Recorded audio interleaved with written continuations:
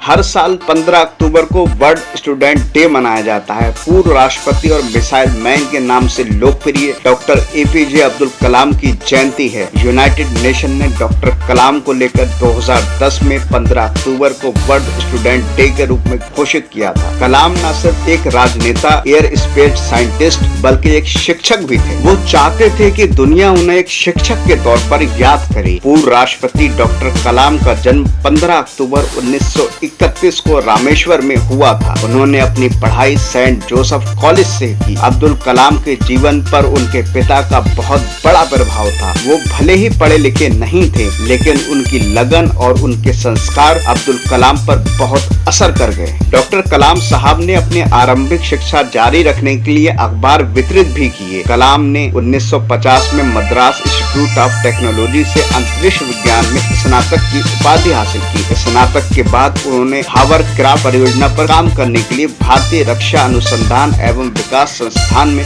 प्रवेश लिया। 1962 में वो भारतीय अंतरिक्ष अनुसंधान संगठन में आए, जहां उन्होंने सफलतापूर्वक कई उपग्रह परियोजना में अपनी भूमिका निभाई। 1972 में वो भारतीय अंतरिक्ष अनुसंधान संगठन से जुड़े। अब्दुल कलाम को परियोजना महानिदेशक के रूप में भारत का पहला स्वदेशी उपग्रह SLV तृतीय बनाने का श्रेय हासिल हुआ। 1980 में उन्होंने रोहिणी उपग्रह को पृथ्वी की कक्ष के निकट स्थापित किया था। इस प्रकार भारत भी अंतर्राष्ट्रीय अंतरिक्ष क्लब का पहला सदस्य बन गया। कलाम साहब जुलाई 1992 से दिसंबर 1999 तक रक्षा मंत्री के वैज्ञानिक सलाहकार तथा सुरक्षा शोध और विकास विभाग के सचिव थे। उनकी देखरेख में भारत ने 1998 में पोखरण में अपना दूसरा सफल परमाणु परीक्षण किया और परमाणु शक्ति से संपन्न राष्ट्रों की सूची में शामिल हुए। डॉक्टर कलाम साहब को भारतीय जनता पार्टी समर्थन एनडीए घटक दलों ने राष्ट्रपति पद का उम्मीदवार बनाया, जिसका वाम दल के अलावा समस्त दलों ने समर्थन किया। 18 जुलाई 2002 को कलाम को 90% बहुमत द्वारा भारत का राष्ट्रपति चुना गया और इन्हें 25 जुलाई 2002 को संसद भवन की अशोक कक्ष में राष्ट्रपति पद की शपथ दिलाई गई। शपथ समारोह में पूर्व प्रधानमंत्री और दिवंगत नेता अटल बिहारी वाजपेयी, उनके मंत्रिमंडल के सदस्य और अधिकारीगण उपस्थित रहे। इनका कार्यकाल 25 जुलाई 2007 को समाप्त हो गया। डॉक्टर कलाम साहब को भारत सरकार द्वारा 1981 में पद्म भूषण, 1990 में पद्म विभूषण से सम्मानित किया गया। 1997 में डॉक्टर कलाम साहब को भारत का सर्वोच्च नागरिक सम्मान भारत रत्न दिया गया, जो उनके वैज्ञानिक अनुसंधान और भारत में तकनीकी विकास में अभूतपूर्व योगदान हेतु